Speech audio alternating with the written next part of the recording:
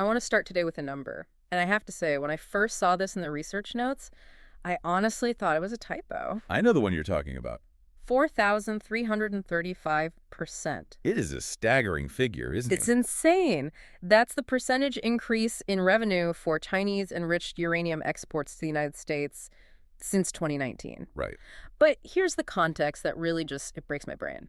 For 3 straight years, 2020, 2021, and 2022, China sent exactly 0 kilograms of enriched uranium to the U.S. Nothing. The trade was completely dead. Flatlined. A goose egg. Okay. And then suddenly, late 2023, the floodgates don't just open, they explode. And here's the punchline, the real irony. This surge happened at the exact moment the United States was, high-fiving itself for signing the Prohibiting Russian Uranium Imports Act. A law that was designed, in theory, to defund Putin's war machine and cut our reliance on adversaries. Exactly. The goal was energy independence.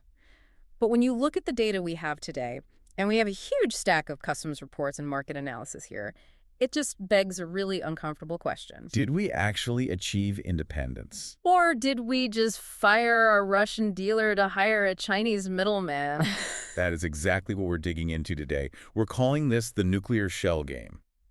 And honestly, it is a masterclass in how global supply chains can just make a mockery of political sanctions. It really is. We're going to look at how these molecules are effectively being laundered, why the so-called supply crisis might be completely manufactured, and why the U.S. government seems to be quietly looking the other way. It sounds like a conspiracy until you actually sit down and do the math. And the math is surprisingly simple. It's an arithmetic problem that it doesn't add up, unless you accept something is going on behind the scenes. So welcome to the deep dive. Let's start with the surge.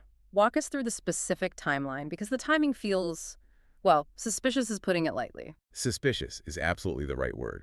If you look at the U.S. trade data, the line for Chinese uranium imports is flat, 0, for years. Right. Then December 2023 hits, and this is right when that anti-Russian bill is cruising through Congress. Suddenly, a massive shipment arrives from China, 242,990 kilograms. In a single month, 250,000 kilos of nuclear fuel. In one go. Yeah. And it didn't stop. Through the first half of 2024, another 123 metric tons show up. It's like the second the U.S. signaled it was closing the door on Russia, China kicked their door wide open. Okay, but let me play devil's advocate for a second. Oh, yeah. I mean, markets react to opportunity. That's just capitalism, right? Of course. The U.S. needs fuel, Russia's getting banned, so China steps up. Yeah. Is it possible they just had a bunch of extra capacity, like maybe they just ramped up production really fast? That is the logical assumption. Yeah. And it's what you'd expect. But this is where we have to overlay a second data set to see the real picture. The Russian exports. Exactly. The stuff going out of Russia. Yeah. When you do that, you see this near-perfect correlation. It's almost beautiful how it's synchronized. As Russian direct exports to the U.S. start to fall off, Russian exports to China hit record highs. We're talking 685 tons in 2022, another 467 tons in 2023. So it's like a hydraulic system. You push down on the pipe from Russia to America, and the pressure just pops up in the pipe from Russia to China. And then immediately flows from China to America. It's a perfect triangle. Yeah. Russia to China, China to the U.S. But can we prove it's the same material? Or is this just circumstantial? Because I imagine Beijing's response is, no, we're using the Russian stuff for our own reactors. We're selling you a domestic fuel. That is precisely their legal defense. And technically, they're not wrong. Yep. But this brings us to what we're calling the math problem. This is the smoking gun that shows this isn't just trade, it's displacement. Okay. Break down the math for us. And please, keep it simple. No calculus needed, just subtraction. So you have to understand a unit called SWU. SWU. Okay. What is that measuring exactly? It stands for separative work unit. It's not a measure of weight, it's a measure of effort. The amount of work it takes to enrich uranium in those centrifuges. It's the currency of the enrichment world. Got it. Like horsepower for a car factory. Yeah. So what's China's SWU budget? Based on all the latest analysis, their total domestic enrichment capacity, everything they can possibly make, is about 11 million SWU per year. 11 million. Okay, locking that in. Now let's look at their consumption. China has this massive, hungry fleet of its own reactors.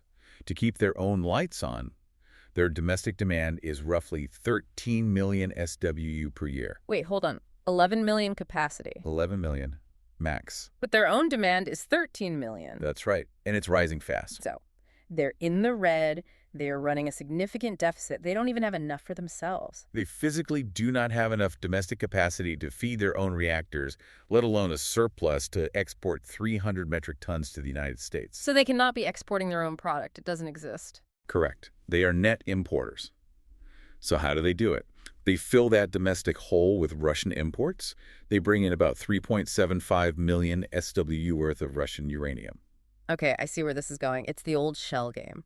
It connects to a concept called fungibility. Right, an econ term. I usually hear that with, like, money or commodities. It applies perfectly here. One unit is interchangeable with another. Think of it like a bank account. You have $1,000 of your clean money, and I wire you $500 of dirty money. Okay. Then you go to the ATM and withdraw $500. I can claim I used my original clean money. The dirty money is still just sitting in the account. Exactly. The bank account doesn't know the difference. It's just a pool of assets. Uranium atoms are identical. An atom enriched in Siberia looks the same as one enriched in Gansu province. You can't put a made in China sticker on a molecule. So China takes the Russian fuel, dumps it in their domestic bucket to power their grid, which frees up the uranium they made to be put on a ship to the U.S. Precisely. It is displacement. Without the Russian import, they have zero exportable surplus. So while the paperwork says origin, China, the Russian supply is the only thing making that export possible. It's laundering, geopolitical laundering. And it renders the sanctions largely symbolic. The Russian material is still entering the market, it's just taking a scenic route. And Russia's still getting paid. This seems so obvious, though. I mean, 11 minus 13 is -2. You don't need a PhD in nuclear physics for that. So why isn't the U.S. government stopping it? Right. We know the Department of Energy is investigating. We know the domestic industry guys are screaming about this. Why not just block the shipments? Because of the bind. The bind. The uncomfortable reality that policymakers won't say into a microphone. The United States, well, we trapped ourselves. Yeah. We let our own domestic enrichment capacity just atrophy for decades because buying from Russia was cheap and easy. We got hooked on the cheap stuff. We outsourced the most critical part of the entire supply chain. We did. And people forget how reliant we are. Nuclear power is about 20% of all electricity in the United States. It's the baseload power that keeps the grid from collapsing. Yeah, we don't make enough fuel for it. We simply don't. Not even close. So if we block the Chinese shipments, We risk the grid. we risk the grid. Major utilities, companies like Constellation Energy with its 21 reactors, they've openly confirmed they're buying from China. There was a quote from a utility exec that just summed it all up. He said, "We need to work together with China now until we can rebuild our fuel cycle sector." Until we can rebuild. That's an admission right there. They know it's a crutch. It is. If the U.S. came out tomorrow and strictly enforced the ban, we aren't just talking politics. We're talking potential brownouts. Yeah. Massive price spikes for electricity. Which is political suicide. You can't have the lights go out. Never. So we're in this bizarre state where, to punish Putin, we've handed all the leverage to Beijing. China effectively holds the off switch for a big chunk of the American power grid right now. That is a terrifying thought. But it brings me to the other side of this. You mentioned price spikes. I keep reading headlines about a catastrophic uranium shortage. Goldman Sachs is predicting deficits. Spot prices are up. Is that real? Are we running out? That is the narrative, the supply crisis. Yeah. It's a very effective story. But if you look at the actual global data, not the forecasts, but the hard inventory numbers, the reality is quite different. How so? We aren't running out. The global enrichment market actually has a surplus, a significant one, somewhere between 11 and 20% over capacity globally. Wait, a surplus, but everyone is screaming shortage. And look at U.S. inventories. In 2024, the amount of uranium held by U.S. utilities actually increased by 6%. So they're not panic buying. They're sitting on their hands. They know the shortage is artificial. They're waiting for prices to come back down. So if there's plenty of fuel, why are we being told the sky is falling? Why the crisis narrative? Cui bono? Who benefits? Okay, let's run down the list. Who wins from a fake crisis? Well, Russia, obviously. They keep getting paid. China gets market share and leverage. But look closer to home. The domestic industry. Bingo. This crisis narrative was the primary justification for passing $2.7 billion in U.S. government subsidies. Ah, no crisis, no urgency for the check. Exactly. You need a burning platform. You need a national security crisis to get Congress to open up the wallet. And what about Wall Street? The speculators. Financial trusts that hold physical uranium, their entire business model is the price of that rock going up. Fear of a shortage is very, very good for business. So it seems like the only real loser here is the average person. The taxpayer pays for the subsidies, the ratepayer gets hit with higher bills. All while the banned Russian uranium flows in anyway is a very expensive form of theater. I want to look forward because the argument is that we're fixing this, right? That $2.7 billion is building our own capacity, and eventually we tell China and Russia to take a hike. Problem solved. Eventually, yes, that's the plan.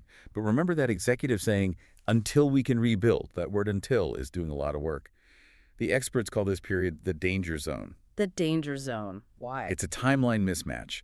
These new U.S. plants, the ones funded by that cash, they won't be fully up and running until roughly 2030. It just takes a long time. 2030. Okay, so 4 or 5 years, and the Russian ban. It has waivers, but those waivers expire in 2028. Oh, there's the math problem again. There it is. Waivers end in 2028. New capacity comes online in 2030.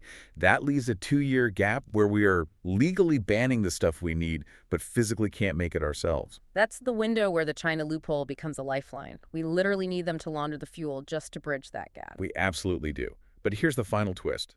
By 2030, China's own demand is projected to skyrocket to nearly 20 million SWU. So their deficit gets even bigger. Much bigger. At that point, they might run out of surplus to sell to us, even with Russian imports. They're going to need every ounce for themselves. So the shell game has an expiration date. It does. And if U.S. capacity isn't ready on time, and let's be honest, major projects often run late, then we hit a wall. That's when you get a real physical shortage. This is just...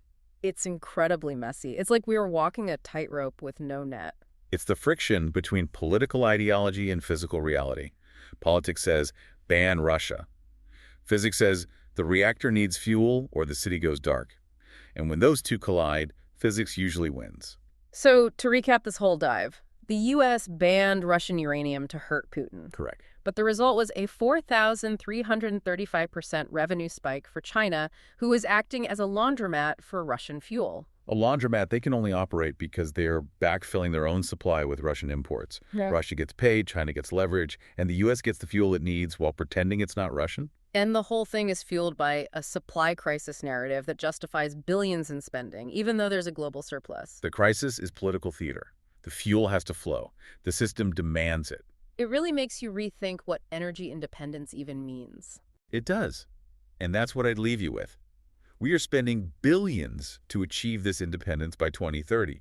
But until then, every time you flip a light switch in a state powered by nuclear energy, you are likely relying on a supply chain anchored by the very adversaries we claim to be fighting. Is it really security if you're just moving your dependency from one rival to another? That's the question. Is it security or is it just a shell game? Something to think about next time the lights come on. Thanks for diving in with us. Always a pleasure.